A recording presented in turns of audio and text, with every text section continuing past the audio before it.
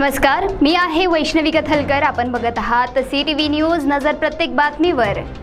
हिंदी आणि मराठी भाषेत बातम्या प्रसारित करणारे जिल्ह्यातील एकमेव channel, sponsored by Sukhkarta associates. आणि आता पाहूयात गेल्या 24 तासातील बातम्या पटापट।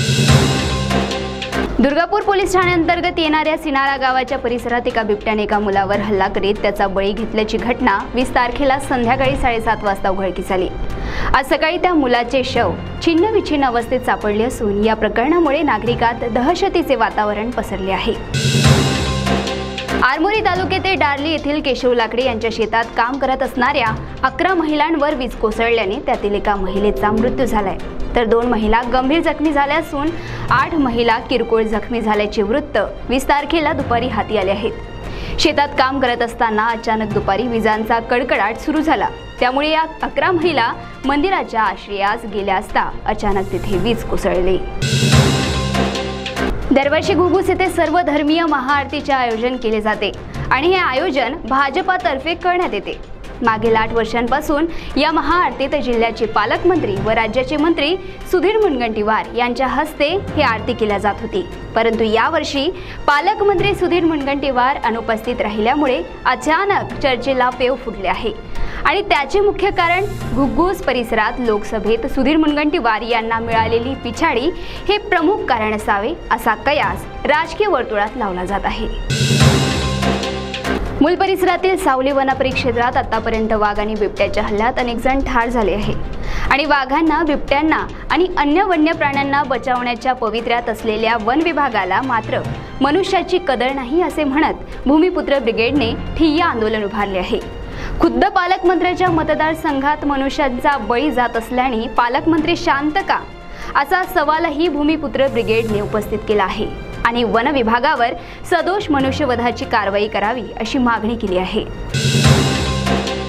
चंद्रपूर शहरातील महाराष्ट्र राज्य परिवहन मंडळाच्या आगारात एसटी बसेसच्या देखभालीकरिता असलेल्या यांत्रिकी विभागात प्रचंड घोटाळा निदर्शनास येत आहे।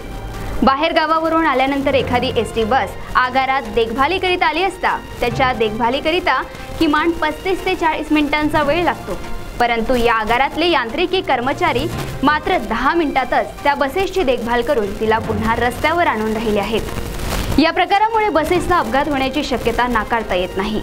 हा सावळा गोंधळ नेमका कुणाच्या आशीर्वादाने असा प्रश्न आता उपस्थित होत आहे। प्रधानमंत्री सौर योजना अंतर्गत चंद्रपूर परिमंडळात आतापर्यंत 1152 घरांवर सोलर यंत्रणा लावण्यात आली असल्याचे अधिकृतरित्या सांगण्यात आले आहे।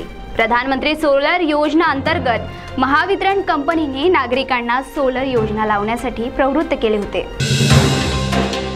शिवसेना उद्धव बाळासाहेब ठाकरे गटाचे गडचिरोली जिल्हा विधानसभेचे अध्यक्ष वासुदेव शेडमाके यांच्या कारला एका अज्ञात ट्रकने जोरदार धडक दिली।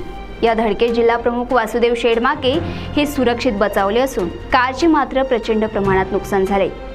छत्तीसगड सीमेवर हा अपघात झाला असून रायपूर येथून परत येत असलेल्या वासुदेव शेडमाके यांच्या कारला एका अज्ञात ट्रकने धडक दिली आणि ट्रक पसार झाला।